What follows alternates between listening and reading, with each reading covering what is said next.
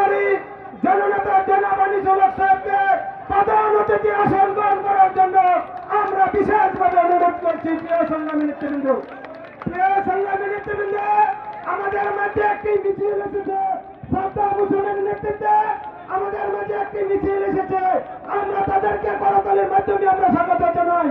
প্রিয় সংগ্রামী নেতৃবৃন্দ, সাদ্দামের নেতৃত্বে ও সুহেলের নেতৃত্বে আমাদের মাঝে একটি মিছিল এসেছে। মিছিলটাকে আমরা তাই পূর্ব জেলা স্বেচ্ছাসেবক দলের পক্ষ থেকে সংগ্রামী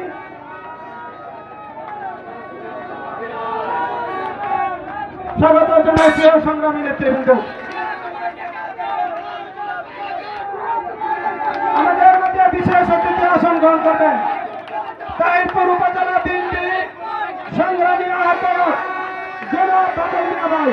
জনাব বাদল মিয়া ভাইকে বিশেষ অতিথি আসন গ্রহণ করার জন্য বিশেষভাবে অনুরোধ করছি।